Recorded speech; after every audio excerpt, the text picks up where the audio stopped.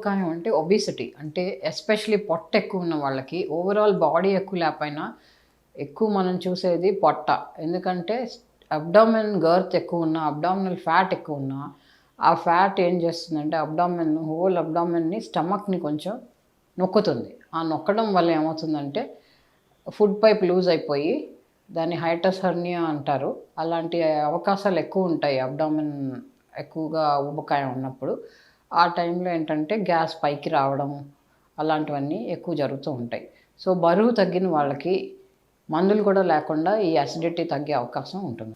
ఒకటి important point ఏంటంటే అండి, గుండెకిను ఫుడ్ పైపు స్టమక్కి సప్లై చేసే నరం ఒకటే అవుతుంది. అది వేగస్ నర్వ్ అనమాట. సో ఒక్కొక్కసారి గుండె నొప్పి యాసిడిటీ లాగా ప్రజెంట్ అవ్వచ్చు.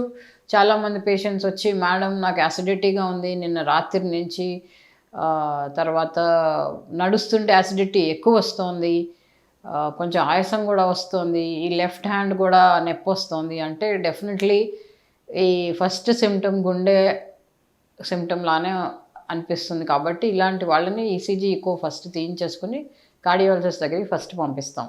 అవి కార్డియాక్ ప్రాబ్లమ్స్ అంటే గుండె ప్రాబ్లమ్స్ లేని వాళ్ళకేనే మేము ఫర్దర్గా గ్యాస్ట్రోఎంట్రాలజీ డిపార్ట్మెంట్లో ట్రీట్ చేయడం అవుతుంది.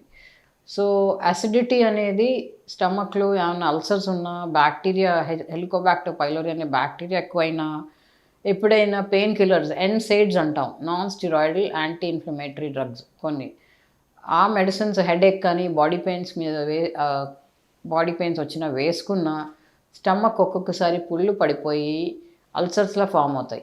ఈ కారణాల్లో యాసిడిటీ యాసిడ్ ఎక్కువగా అనిపిస్తూ పర్సెప్షన్ అనమాట, పేషెంట్కి ఎక్కువ యాసిడ్ ఉన్నట్టు అనిపించి కడుపు మంట రావడం, త్రేన్పులు రావడం, యాసిడ్ బెల్చింగ్ అంటే బర్నింగ్గా థ్రోట్ బర్న్ రావడం, గొంతు మంట అవన్నీ రావచ్చు.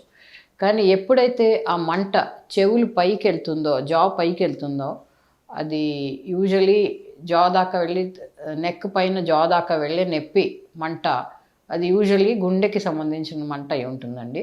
కానీ యూజువలీ ఒక్కొక్కసారి రెండింటికి తేడా తెలియడం కూడా కష్టం. కాబట్టి ఎప్పుడు మేము ఏం చేస్తామంటే ఫస్ట్ కార్డియాలజిస్ట్కి చూపించుకొని వాళ్ళు ఏమీ లేదంటేనే మా సైడ్ నుంచి నెక్స్ట్ ప్రొసీజర్స్ అంటే ఒక్కొక్కసారి ఎండోస్కోపీ అనే టెస్ట్ అవసరం పడుతుంది.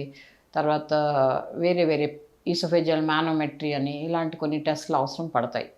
ఈ పీహెచ్ మానిటరింగ్ అని అలాంటివన్నీ మేము ఫస్ట్ కార్డియాలజీ క్లియరెన్స్ తీసుకుని కార్డియాలజీ ప్రాబ్లం లేదంటేనే మేము చేస్తాం.